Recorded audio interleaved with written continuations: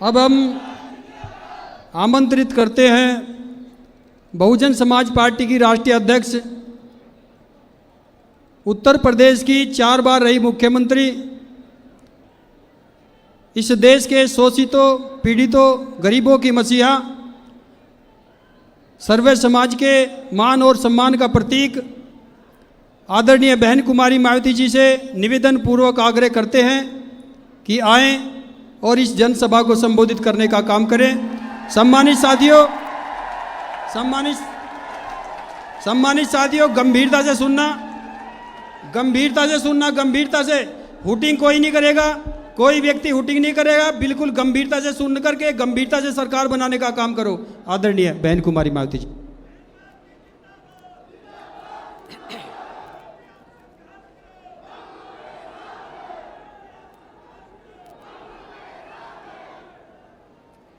भारतीय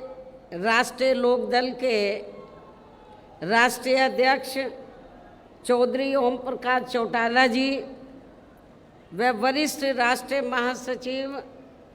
चौधरी अभय चौटाला जी के नेतृत्व में तथा बीएसपी हरियाणा प्रदेश यूनिट आदि के भी अथक प्रयासों से आज माननीय चौधरी देवीलाल जी के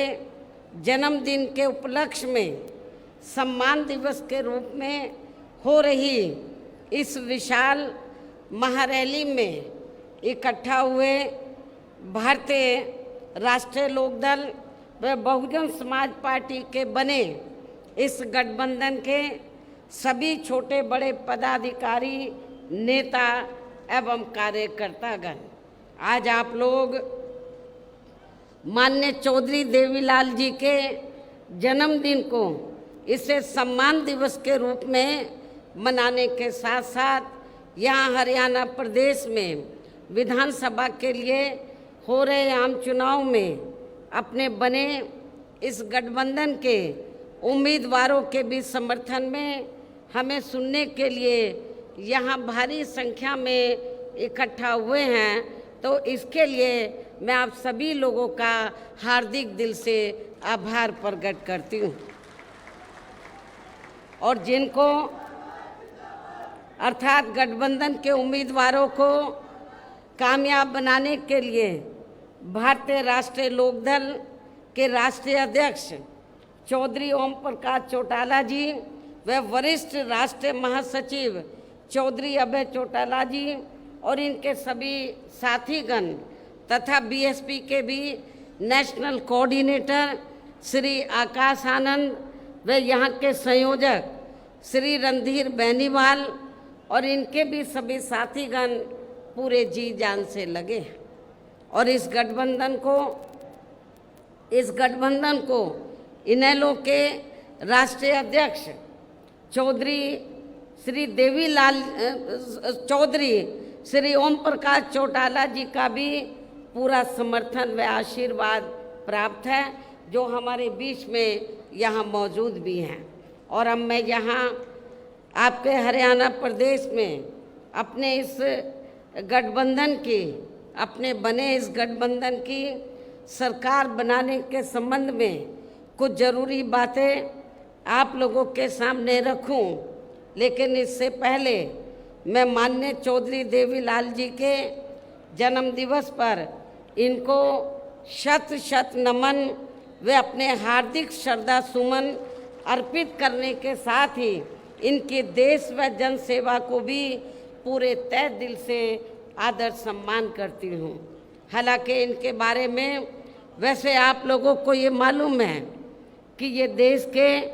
उप प्रधानमंत्री व हरियाणा प्रदेश के मुख्यमंत्री भी रहे हैं। साथ ही इन्होंने यहाँ के हरियाणा को अलग से राज्य बनाने में भी अपनी काफ़ी सक्रिय व निर्णायक भूमिका निभाई है। किसानों के हित के लिए इन्होंने काफ़ी संघर्ष व आंदोलन भी किया है, जिसमें वे जेल भी गए हैं। इसके पूर्व में देश की आज़ादी के लिए भी इनका सराहनीय योगदान रहा है, जबकि कांग्रेस के राज में लगी इमरजेंसी में इनको भी जेल में जाना पड़ा है। इसके साथ साथ ये सामाजिक क्षेत्र में व राजनीति में भी काफ़ी सक्रिय रहे हैं। ये अपनी पार्टी भारतीय राष्ट्रीय लोकदल के संस्थापक व राष्ट्रीय अध्यक्ष भी रहे हैं। इस प्रकार से ये सीधे तौर पर देश व आम जनता से जुड़े रहे हैं। ऐसे महान व्यक्तित्व वे अपने समय में खासकर खुद के अपने समाज में तथा किसानों में भी अति लोकप्रिय रहे माननीय चौधरी देवीलाल जी का आज जन्म दिवस है, जिनकी जयंती को सम्मान दिवस के रूप में मनाने व इनके इस कार्यक्रम में मेरे मुख्य अतिथि के रूप में शामिल होने के साथ साथ अपने गठबंधन के सभी छोटे बड़े सम्मानित नेता एवं कार्यकर्तागण आदि भी यहाँ भारी संख्या में पहुँचे हैं। तो उसके लिए मैं खासकर चौधरी ओम प्रकाश चौटाला जी व चौधरी अभय चौटाला जी को तथा इनके परिवार के सभी सदस्यों को व इनके सभी अनुयायियों व समर्थकों आदि को भी इस शुभ अवसर पर हार्दिक बधाई एवं शुभकामनाएं देती हूँ। जो ये लोग उनके बताए हुए रास्तों पर चलकर उनके कारवां को आगे बढ़ाने में पूरे जी जान से लगे हैं। और वैसे भी इस समय यहाँ विधानसभा के लिए हो रहे आम चुनाव में यदि बीएसपी व इनेलो का बना ये गठबंधन अपनी सरकार बना लेता है तो फिर यही इनके लिए इस बार इनको सच्ची श्रद्धा भी होगी। इस उम्मीद के साथ ही यहाँ हो रहे विधानसभा चुनाव में अब मेरा ये कहना है कि अपने देश को आज़ाद हुए व भारतीय संविधान को भी लागू हुए यहाँ बरसों बीत चुके हैं और इस लंबी अवधि में केंद्र व आपके हरियाणा प्रदेश में भी विभिन्न विरोधी पार्टियों की सरकारें रही हैं। लेकिन दुख की बात यह है कि इस दौरान आपके यहाँ हरियाणा प्रदेश में भी अधिकांश विरोधी पार्टियों की रही सरकारों में सर्व समाज में से दलितों, आदिवासियों, पिछड़े वर्गों, मुस्लिम व अन्य धार्मिक अल्पसंख्यकों के साथ साथ गरीबों, मजदूरों, किसानों, व्यापारियों एवं अन्य मेहनतकश लोगों का भी पूर्ण रूप से विकास व उत्थान आदि नहीं हो सका है। जिनकी सरकारों की गलत नीतियों एवं गलत कार्य प्रणाली आदि को अभी ने और ज़्यादा आजमाने की ज़रूरत नहीं है। और इस मामले में विशेषकर दलितों, आदिवासियों व अन्य पिछड़े वर्गों के लोगों को मैं ये बताना जरूरी समझती हूँ कि इन वर्गों को परम पूज्य बाबा साहब डॉक्टर भीमराव अंबेडकर के कड़े संघर्ष एवं अथक प्रयासों से भारतीय संविधान के तहत मिले कानूनी अधिकारों में से खासकर सरकारी नौकरियों में जो आरक्षण की सुविधा मिली है तो उसे भी यहाँ शुरू से ही कांग्रेस पार्टी और अब बाद में बीजेपी व इनके गठबंधन दल तथा अन्य पार्टियों की भी रही सरकारों की जातिवादी सोच व मानसिकता के चलते इन्हें अभी तक भी आरक्षण का पूरा लाभ नहीं मिल पा रहा है। इन वर्गों के लोगों को अभी तक भी इन्हें आरक्षण का पूरा लाभ नहीं मिल पा रहा है और अब तो इनके इस आरक्षण को ये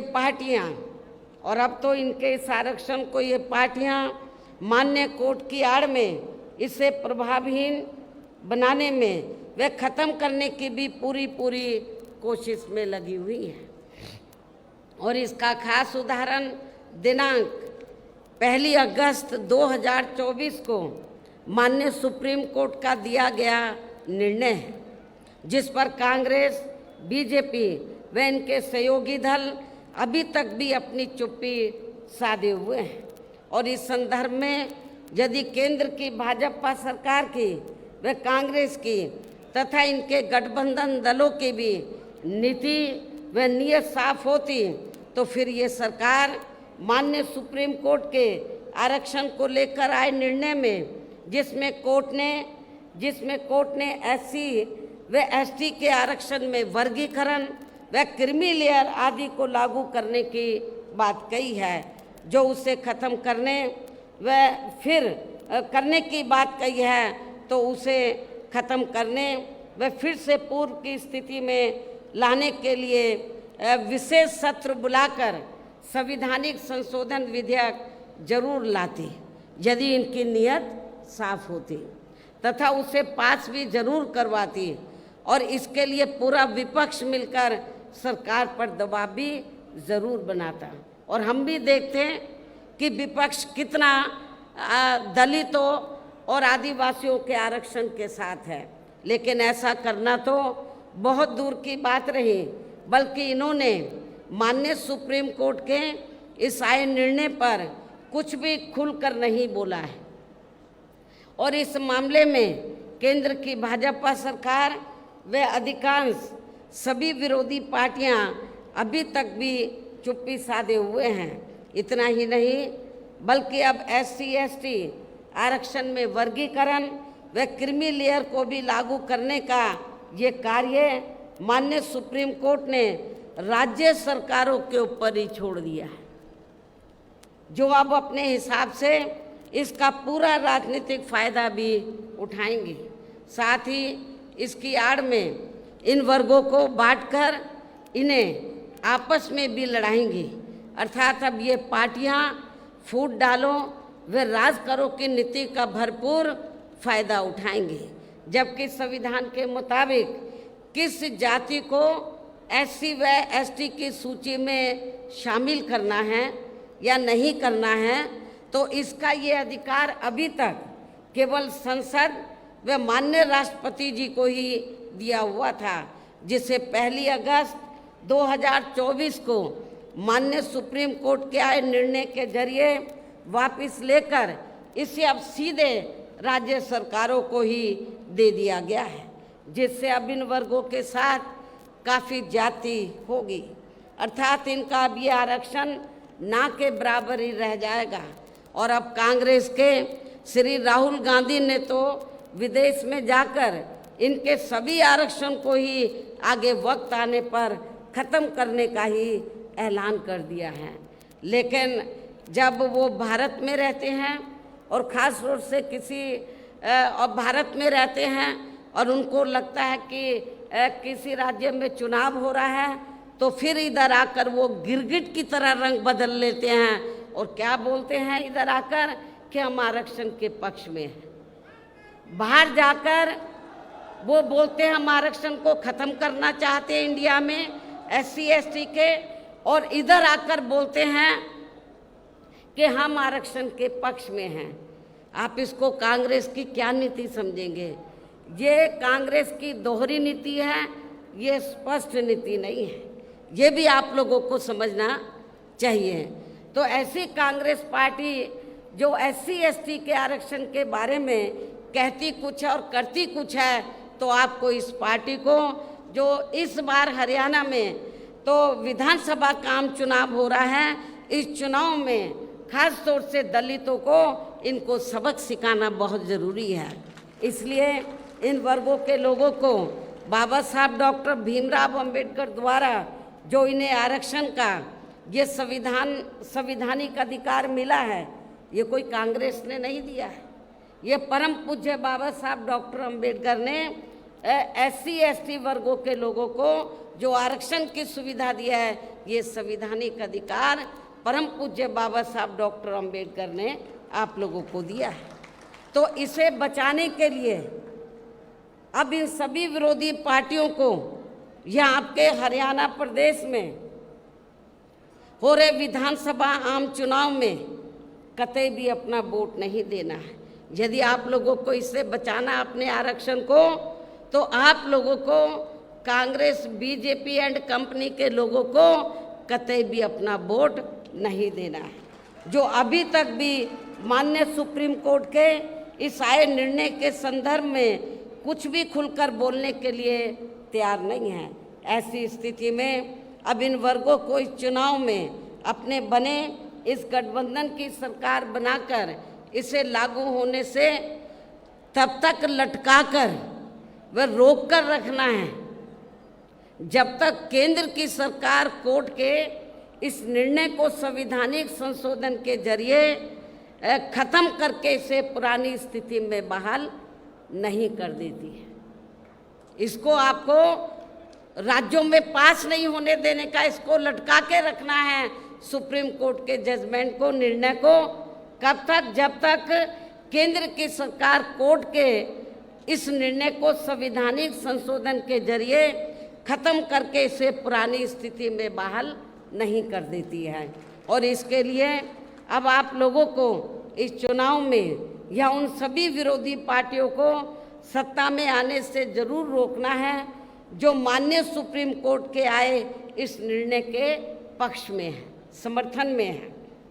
और इनके स्थान पर अब आपको एक तरफा अपना वोट केवल बीएसपी व इनेलो के बने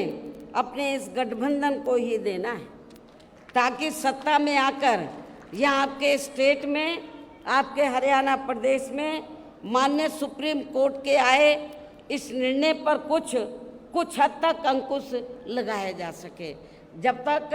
पार्लियामेंट में ये संशोधन बिल पास नहीं होता है तो कम से कम ये गठबंधन की सरकार बनती है तो हम उसको लागू नहीं होने देंगे, इसको लटका कर रखेंगे। तो ये इसके लिए आप लोगों को अपने गठबंधन की सरकार बनाना बहुत ज़रूरी है। इतना ही नहीं बल्कि यहाँ विरोधी पार्टियों की ज़्यादातर रही जातिवादी मानसिकता के चलते देश में आज़ादी के बाद शुरू में केंद्र एवं अधिकांश राज्यों में भी काफ़ी लंबे समय तक सत्ता में आसीन रही कांग्रेस पार्टी ने व इनके सहयोगी दलों ने भी, और अब पिछले कुछ वर्षों से केंद्र एवं काफ़ी राज्यों में भी बीजेपी व अन्य जातिवादी पार्टियों की भी रही सरकारों ने इनका आरक्षण का कोटा अभी तक भी पूरा नहीं किया है, पूरा नहीं भरा है। आपके हरियाणा प्रदेश में भी काफ़ी सीटें खाली पड़ी हुई हैं,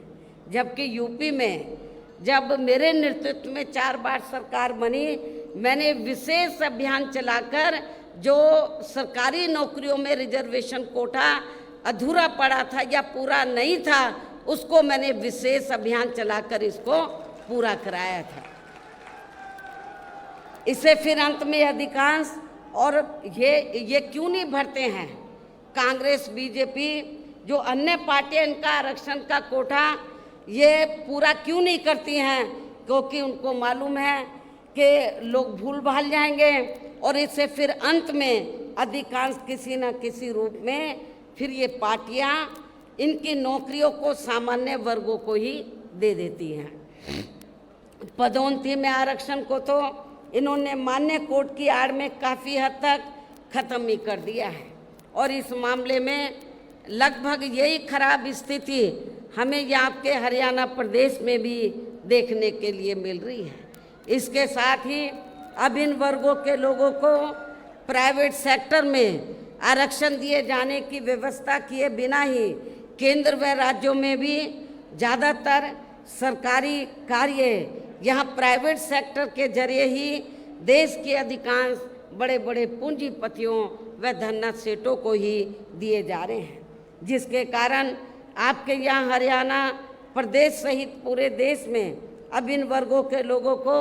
आरक्षण का बहुत कम ही लाभ मिल पा रहा है। और अब इससे पूरे देश में दलितों व आदिवासियों के साथ साथ अन्य पिछड़े वर्गों को भी काफ़ी ज़्यादा नुकसान हो रहा है, जबकि अन्य पिछड़े वर्गों के लोगों को भी ये मालूम होना चाहिए, इन्हें मंडल कमीशन की रिपोर्ट के तहत आरक्षण की ये सुविधा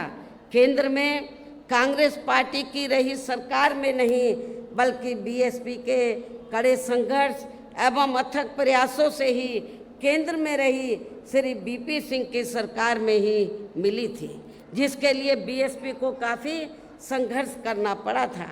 जिसका भी अब यहाँ जातिवादी विरोधी पार्टियों की चल रही सरकारें इन्हें पूरा लाभ नहीं दे पा रही हैं। इसके साथ ही श्री बीपी सिंह की सरकार में ही इन वर्गों के मसीहा परम पूज्य बाबा साहब डॉक्टर भीमराव अंबेडकर को भी यहाँ भारत रत्न की उपाधि से सम्मानित किया गया था, जिसके लिए वो हर प्रकार से पात्र भी थे, जो इनको बहुत पहले ही ये सम्मान मिल जाना चाहिए था,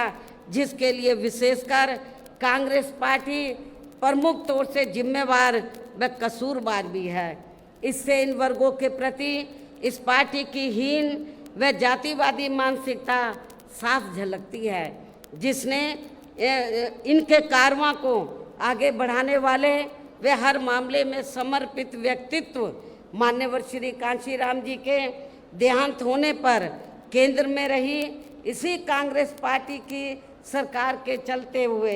एक दिन का भी राष्ट्रीय शोक घोषित नहीं किया गया था। इन वर्गों के मामले में यहाँ मैं ये भी कहना चाहती हूँ, केंद्र द्वारा लोकसभा व विधानसभा चुनाव में महिलाओं को जो 33% आरक्षण देने की बात कही गई है, तो उसमें SC ST व OBC वर्गों की महिलाओं को अलग से कुछ भी आरक्षण नहीं दिया गया है। इसके साथ ही इन वर्गों के लोगों को जुल्म जाति से निजात दिलाने के लिए जो भी नियम व कानून आदि बने हैं, तो उन पर भी केंद्र व अधिकांश राज्यों की सरकारें सही से अमल नहीं कर पा रही हैं, जिससे अब यहाँ खासकर दलितों व आदिवासियों के ऊपर शोषण करने वाले लोगों का, अति पिछड़े वर्गों के लोगों के ऊपर भी शोषण करने वाले लोगों का मनोबल और भी ज़्यादा बढ़ रहा है। और ये सब हमें यहाँ आपके हरियाणा प्रदेश में भी काफ़ी कुछ देखने के लिए मिल रहा है। इसी प्रकार हमें पूरे देश में मुस्लिम व अन्य धार्मिक अल्पसंख्यक समाज के लोगों की भी हालत हर मामले में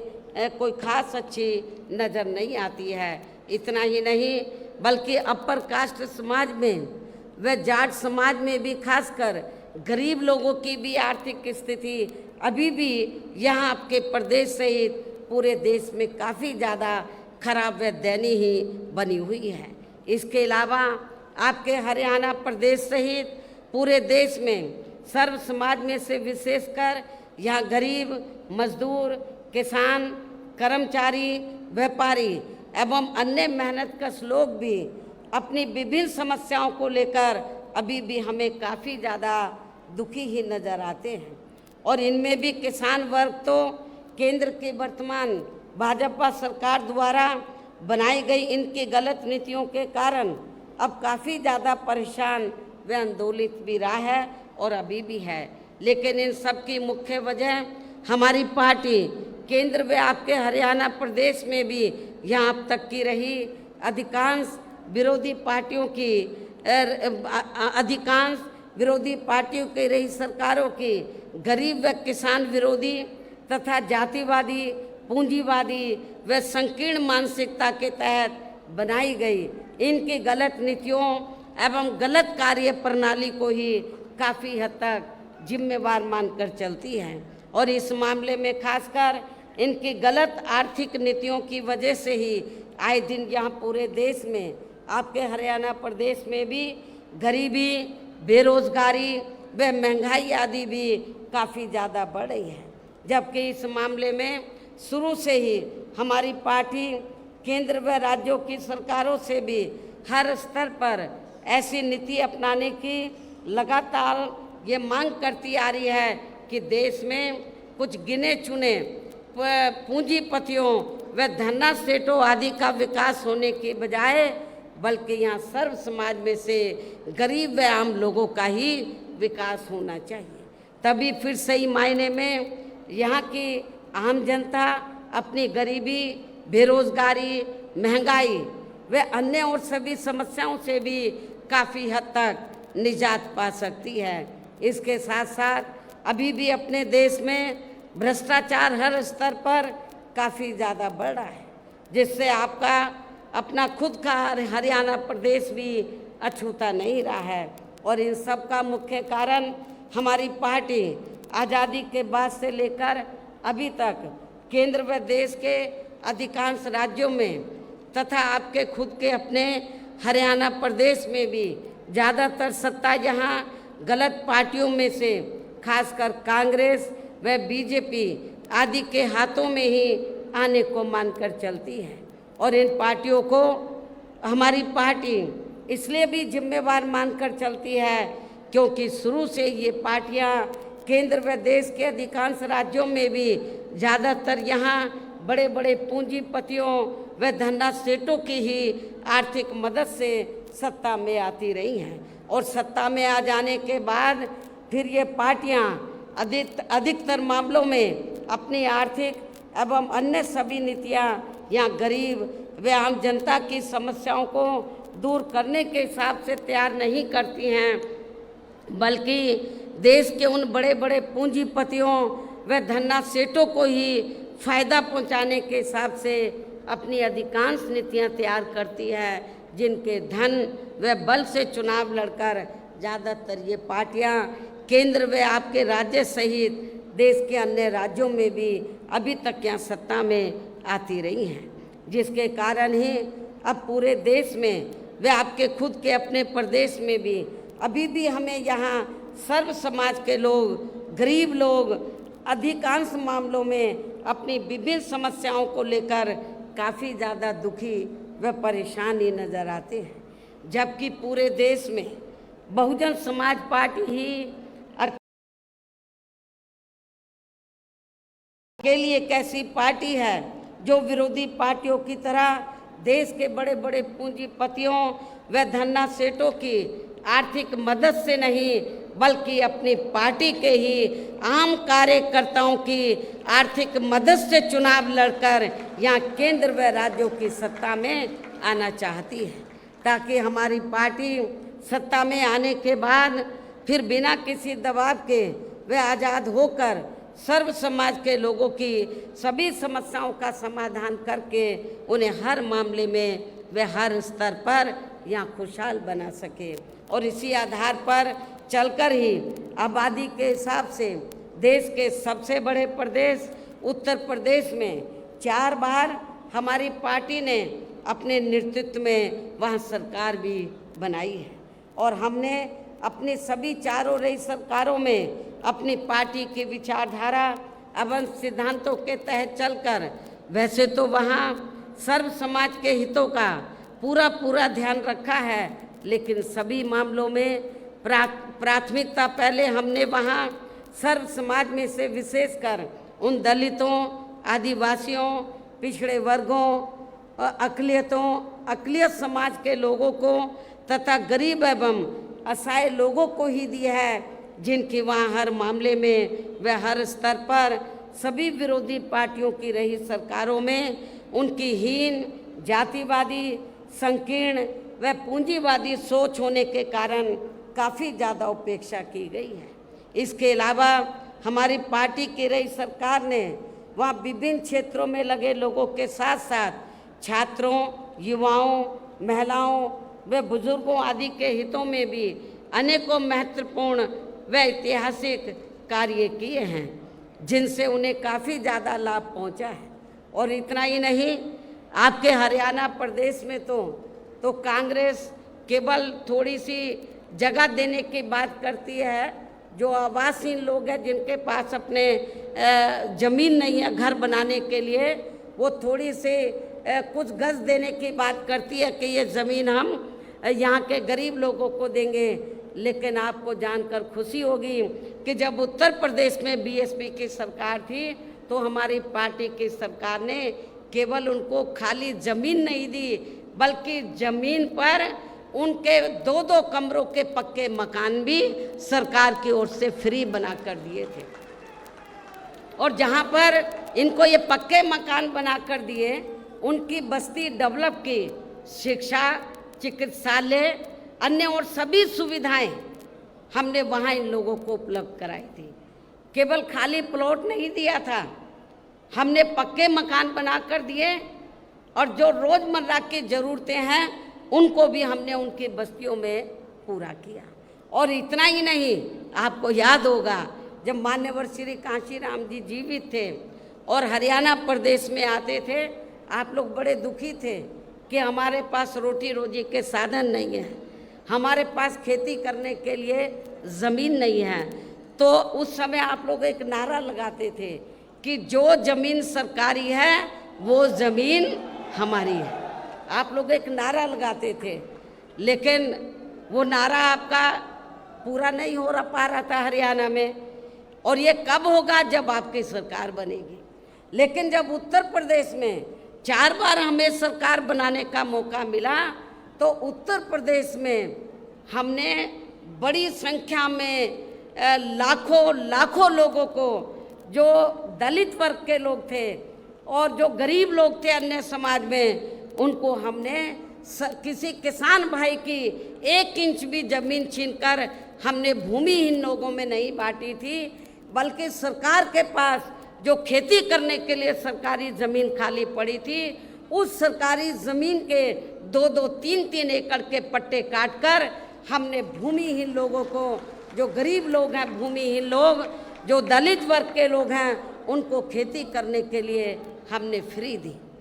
और इतना ही नहीं, आपको ये भी मालूम है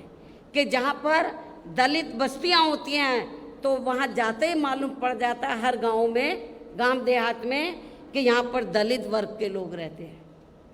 क्योंकि जो भी पार्टियां सत्ता में आई, उन्होंने आपकी दलित बस्तियों को विकसित नहीं किया। लेकिन जब हमारी पार्टी की सरकार बनी, हमने डॉक्टर भीमराव अंबेडकर ग्राम विकास योजना के तहत, तो जहाँ पर दलित लोग रहते थे, हमने गांव चिन्हित किए अधिक तादाद में, उनको हमने इस योजना के तहत हर सुविधा से हमने उनको सुविधा मुहैया कराई, उनको सुविधा उपलब्ध कराई और उनको विकसित किया, डेवलप किया। ये भी आप लोगों को मालूम है। और उस गांव में जाते ही मालूम पड़ जाता था कि ये डॉक्टर अंबेडकर गांव है। और जब मेरी गवर्नमेंट के दौरान, जब हमारे समाज के लोग अपने बच्चियों का रिश्ता करते थे गांव में, तो देखते थे कि हमारी बेटी का रिश्ता डॉक्टर अंबेडकर गांव में ही होना चाहिए, ताकि हमारी बेटी को शौचालय के लिए कहीं बाहर ना जाना पड़े, जंगल में ना जाना पड़े। हमने शौचालय भी बनाए। अब उन्हें ये लोग अपना काउंट कर लेते हैं। यूपी में बीएसपी की सरकार में ही ये सब सुविधा उपलब्ध कराई गई। इसके और इतना ही नहीं, हमारे किसान भाई, मेरे ख्याल यूपी में हमारे किसान भाई चले जाएं, पश्चिमी यूपी तो बिल्कुल लगा हुआ हरियाणा प्रदेश से, तो यूपी में हमने किसानों को बहुत सुविधाएं दी। आज लोग याद करते हैं, गन्ने का रेट हमने कभी भी आज तक, ना हरियाणा में ना यूपी में किसी भी पार्टी की सरकार ने इतना रेट नहीं दिया गन्ने का, जितना हमने गन्ना किसानों को रेट दिया था। किसानों की भी हमने सभी समस्याओं का काफ़ी हद तक समाधान किया,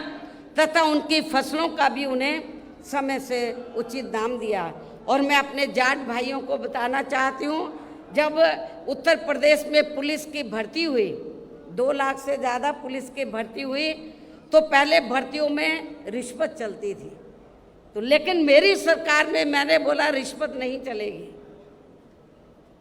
और बिना रिश्वत के आपके पश्चिमी यूपी में बड़ी तादाद में अन्य समाज के लोग तो भर्ती हुए, रिजर्वेशन के तहत SC ST OBC के लोग भी भर्ती हुए। लेकिन बड़ी तादाद में जो लोगों के दिल और दिमाग में धारणा थी कि बीएसपी जाटों के खिलाफ है, वो धारणा निकल गई। क्योंकि जब मेरी सरकार बनी और ये भर्ती हुई पुलिस की, तो बड़े पैमाने पर पश्चिमी यूपी से जाट समाज के नौजवान बच्चे पुलिस में भर्ती हुए। और आज आप गाँवों में चले जाओ, वो यही कहते हैं कि बहन जी ने बिना पैसे के हमारे बच्चों को नौकरी दे दी, पुलिस में भर्ती कर दिया। इसके साथ ही हमने उत्तर प्रदेश में सर्व समाज के लोगों के ऊपर किसी भी प्रकार की कोई जुल्म जाति आदि भी नहीं होने दी है। इतना ही नहीं, बल्कि हमारी पार्टी की रही सरकार ने वहाँ देश में दलित एवं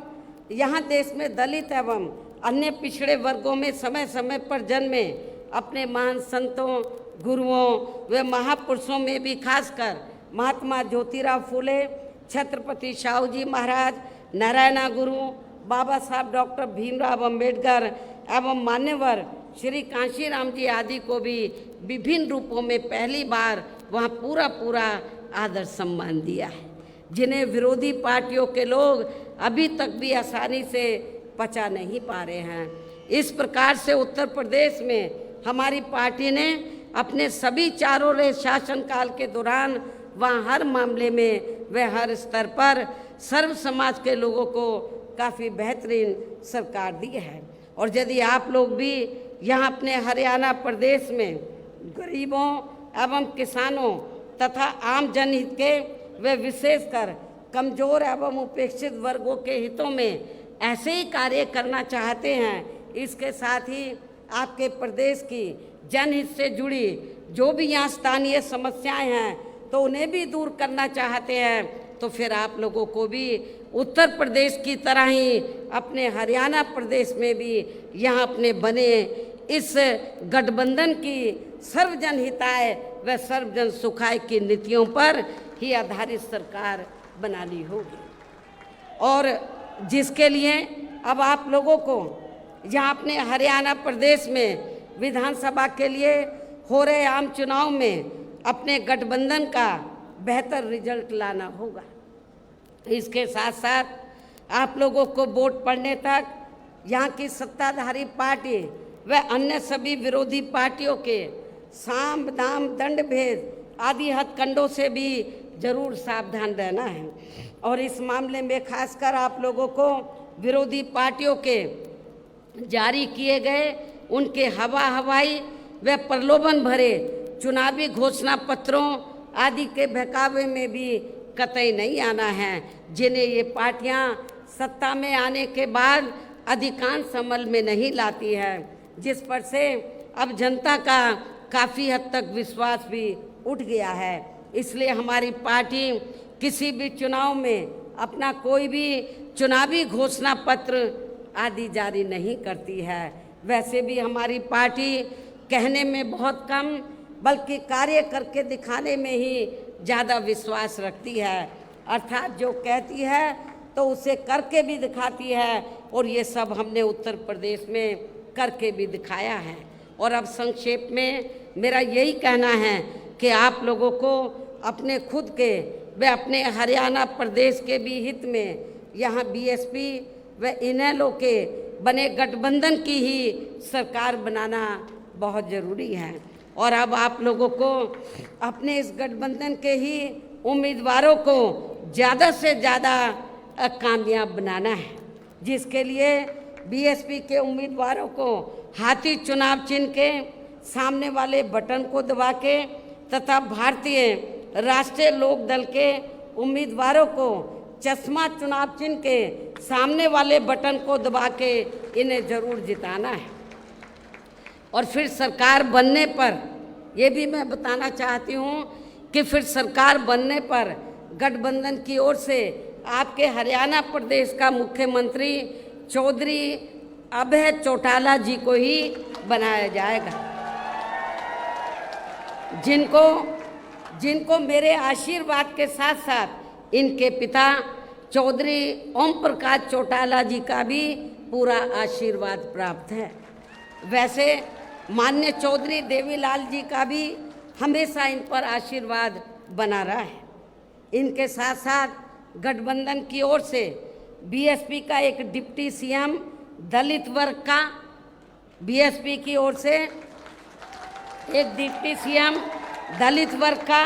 तथा दूसरा डिप्टी सीएम अन्य पिछड़ा वर्ग या अपर कास्ट समाज में से ही बनाया जाएगा। ये डिप्टी सीएम कौन होंगे इसका फैसला चुनाव का नतीजा आने के बाद ही लिया जाएगा। इन्हीं ज़रूरी बातों के साथ ही अब मैं आप सभी लोगों से अपने इस गठबंधन के अधिकांश उम्मीदवारों को, ज़्यादा से ज़्यादा उम्मीदवारों को जिताकर अपनी यहाँ सरकार बनाना ज़रूरी है, इसकी मैं पूरी उम्मीद भी करती हूँ। अंत में अब मैं केंद्र सरकार से देश में जातीय जनगणना कराने की भी विशेष मांग करती हूँ, अनुरोध करती हूँ, आग्रह करती हूँ, जिसको शुरू में केंद्र में रही कांग्रेसी सरकार ने और अब वर्तमान में चल रही बीजेपी की केंद्र की सरकार ने भी इसे अभी तक भी लटका के रखा है, इसे अमल में नहीं लाया है। और अब मैं माननीय चौधरी देवीलाल जी के जन्मदिवस पर, आज उनके जन्मदिवस पर इनको फिर से नमन करने के साथ ही उनके सभी अनुयायियों व समर्थकों आदि को भी पुनः हार्दिक बधाई एवं शुभकामनाएं देते हुए अपनी बात यहीं समाप्त करती हूँ। धन्यवाद। जय भीम व जय भारत।